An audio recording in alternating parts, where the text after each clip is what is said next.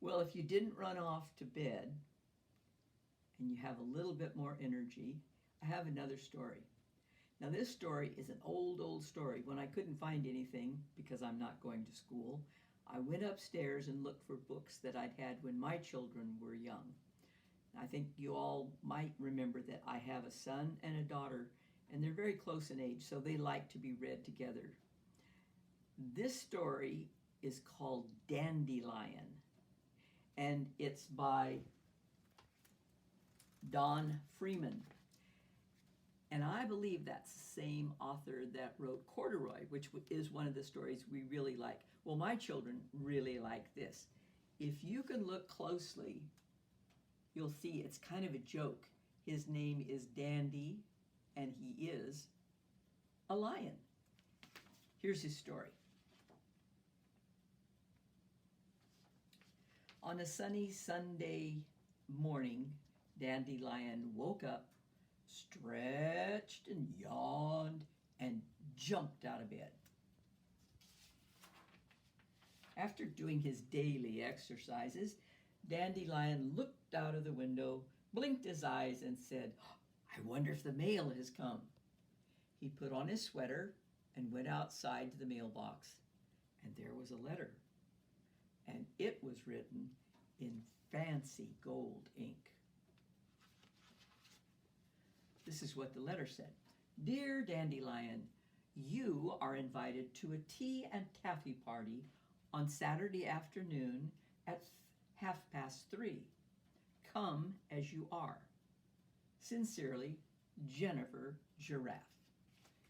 Dandelion was very excited. "Why, that's today," he said. "It's a good thing I planned to get a haircut."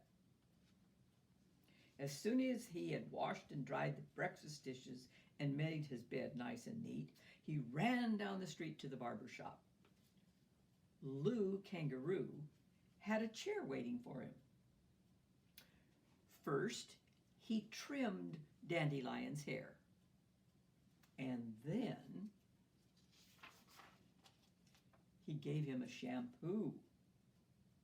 Dandelion thought he should have a manicure too.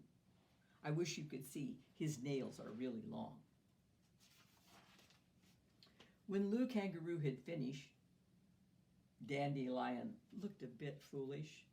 His mane was fuzzy and frizzy and completely unruly.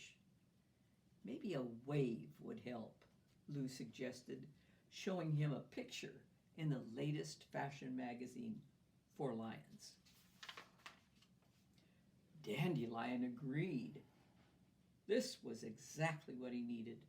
So Lou began curling his mane. He put all these curlers in. He looked magnificent. But now, Dandelion thought he really should wear something more elegant than a sweater to the party. "This jacket is the very newest style," said Theodore the tailor, "and it just fits you. All you need now is a cap and a cane. Happy Crane will be glad to help you." So he walks out of the tailor's and he goes next door. What a dapper dandy he had suddenly become. "It's nearly 3:30. I've just got time to get there. I better get something for my hostess." So he stopped at the florist's and he said a bouquet of dandelions would be perfect. He knew this tall door very well, having been many times before. He rang the bell. When Jennifer Giraffe opened the door, she looked very surprised. "Yes," she said. "What can I do for you?" "Why, I've come to your party," he answered. "Oh, I'm sorry, sir, but you're not anyone I know. You must have come to the wrong address." And she shut the door. She shut the door right in Dandelion's face. "I'm Dandelion," he roared. "You've made a mighty mistake." But there was no use knocking. The door stayed tight shut.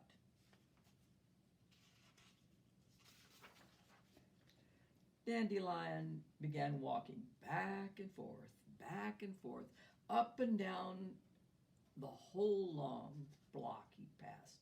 And as he paced. And as he paced, the sky grew dark. Then a sudden gust of wind sprung up and blew away his beautiful bouquet. And then his snappy hat fell off. And then, to make matters worse, it began to rain in torrents. Dandelion dropped his cane and stood under a weeping willow tree. But the rain poured down through the branches. Dandelion was soon soaking wet, and his curls came unfurled. He took off his jacket and hung it on a willow branch. Luckily, he had kept on his sweater. At last, the rain stopped, and the warm sunshine came beaming down. Dandelion decided to sit on Jennifer Giraffe's step until his mane was dry. And while he sat there, he spied 3 dandelion flowers under the bottom step where they had been protected from the wind and the rain. He picked the dandelions and said, I think I will try again. And he rang the bell, and she came. Well, if it isn't our friend Dandelion at last," said Jennifer Giraffe. "We've been waiting for you for the past hour. I do hope you weren't caught in that awful cloudburst." Everyone at the party greeted him heartily. Later on, when all her guests were enjoying tea and taffy, Jennifer Giraffe told Dandelion about the silly-looking lion who had come to the door earlier. Dandelion almost spilled his cup of tea as he reared back and he laughed uproariously. "Oh, that was me. I was that silly-looking lion." Miss Giraffe was so flustered, she got herself all tangled up in her long pearl necklace. "Oh, I do apologize for having closed the door on you," she said. "I promise never to do such a thing again." And Dandelion? "And I promise you, I will never again try to turn myself into a stylish dandy," said Dandelion as he sipped his tea. "From now on, I'll always be just plain me." Okay. I have one more thing to say to you. You know that's how I am. My thing is, I love you. Bye for now.